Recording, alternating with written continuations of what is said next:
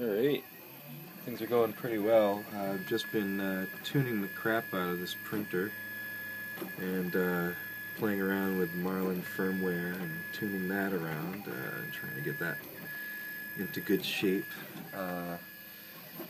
Because some of the things have been peeving me about this printer I finally dealt with, and it's really doing well now. I can see I'm printing an espresso tamper, and it's in glowing PLA, which is just what I happen to have on hand. It's like, well, it just happens to glow. I don't really care that it glows. But one of the things I had to deal with is this end over here. I replaced, you can see it's now a big hard piece of Pro PLA clear stuff, and before it was this, and you can see that this was not a very strong part at all, and it basically eventually just broke, but it was causing the axis to be really loose, and I was like, what's going on? I finally figured out it was this and replaced it, and I now have a very tight axis, and you can see I've now got my little add-on tensioner, which I really like. It works great. It does exactly what it's supposed to do, and it's I had a little too tight at first, and I loosened it up, and now it's not binding. It's doing a great job. One thing about these LM8UU bearings here is that they were binding a little, and it was causing this rod to pull up when the Z-axis would move, so I took the rod out and lubricated it a bit and switched it around, and now it's pinging a lot better, so I'm getting really great results with that. The other thing I noticed with my setup was that I had the wrong extruder settings somehow flashed into my firmware, so I had to reflash that, and now it's going at a nice good pace. And you can see something about this motor which I've noticed is that it likes to go really fast. Like, this is a good speed for it. It'll go like this all day.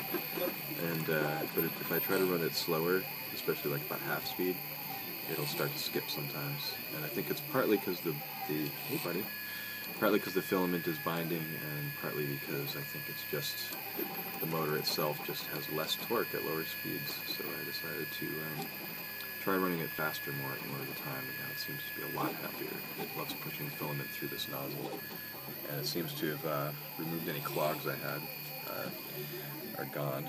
Lost somewhere in the middle of this tamper. Yeah, kitty cat. We're making it. Fang's excited too, as you can tell, that we keep it going. So yeah, I want to show off this Prusa i3 a little more. Some of the other changes. Well, of course, I finally got springs on the bed, and I've been hearing recommendations against them, and I gather that because of vibration, they might turn the screws out. But I've got lock nut on there, and that's holding pretty well. And I re-leveled the bed and did everything I could to get it to be reliable, and now I just press print and it just goes now. It seems to do great. I'm very excited about that. You can see I've got my adjustable Z end stop holder here, and just by turning that little screw in front, it moves the block forward and back, which moves the end stop up and down about 2.5 millimeters range, and that gives me just enough play to adjust the Z when I need to adjust it a little bit or make it thicker or thinner by just that little amount. Meanwhile, over here I put a cosmetic coupler on. I had a pretty easy time getting this one on. As you can see, this other one was too weak, and I really need to print them, especially in that other material, which is Pro PLA. Everything in Pro PLA is just super strong, especially the clear stuff. It has nothing doped in it to make it weaker, and just great. So I'm really liking it. I'm liking the springs on the bed. I'm really liking my 2-screw tensioner on the y-axis, which helps me to make sure that it stays nice and straight. If the belt ever gets off center, I just tweak the screws this way and that and steer it back to the middle, and it's happy, and it's been great. You can see I put a little block inside of it, which is one of the things, the trend I'm seeing in these idlers, especially the ones that mount on rods, is that people are putting blocks inside them now. Good thinking. designers. I like that. So yeah, at this point, it's probably the most reliable it's been in ages. I'd push on the axis to show you just how tight it is, but it's just take my word for it. It's like 17,000 times tighter than it was, and I printed some hard parts that I was having difficulties with that kept throwing things off, and it had no problems at all. So I'm going to try printing some more challenging parts soon and see just where I stand. But right now it's the best. It's really just the best it's ever been. And I'm liking all the mods. I'm liking pretty much everything in its place. There's not much I would do with it right now. I was almost going to change the extruder back to the old one just because this one was giving me grief, and then I started running it faster, and I got the actual proper settings on it, and no grief whatsoever. As long as I have the right settings, it's good. So it's like 1258.1. Write that down.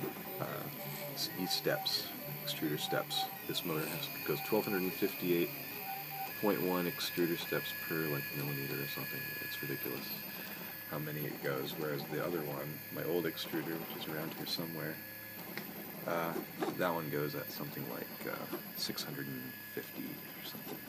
So this is like almost twice as many steps. So if I ever have it off and set to the wrong extruder and I go down and try to print, I get like it just spits filament out. It looks terrible, and it's probably even getting all the math all wrong. So it looks even worse than it would if it wasn't just E-step stuff. If I had done slicer stuff wrong or something, it would be like, oh yeah, I'm putting out too little, but I'm not making it look hideous. So yeah, so I'm finding, as far as troubleshooting goes now, the next thing that I really want to do is just see how many, how much speed I can push into it and see if I can make it go a bit faster. This is actually running at a really good speed now. Oh, I forgot to mention the Marlin stuff. Yeah, so Marlin firmware has been, I love it. But one of the things, well, I can't show you now, because it's printing, but if I could go through the SD card, I made it sort alphabetically, because that's one of those things that I've really been wanting, because I just hate putting stuff on there and having to search around and try to find it. Did I use up an old file number, or, is it newer, is it older? So I'm much happier now being able to use that. Put it alphabetically, and just, if I need to find things, I can number them or whatever and just alphabetize them, and it's so much better organizationally. And the other thing you can see is that I fixed up the Z coordinates, so it's a little cleaner. It was harder to read with all the zeros, so now it's just pulls the zeros off the front and the end and makes it look nice and neat, like the X and Y coordinates, which, they're useless right now. But pause it and they're not. Let's see, so otherwise, the next thing I want to do is, like, instead of saying printing where it says printing, I want to have like a progress bar. So I'm going to mess around with that in the code at some point this week and try to make a nice little graphical progress bar. And yeah, so that's this week in rep wrap. I would show you more, but there's just not enough time. There's so much going on. I've been really enjoying SCAD. I'm about to make some Defender drone salt shakers for fun, and maybe I'll put those up on Shapeways or something, because I'll definitely put them up on Thingiverse, but I don't know, it'd be good to have them on Shapeways so you can go and get them in a proper material. Anyway, I will catch you all soon. Happy trails.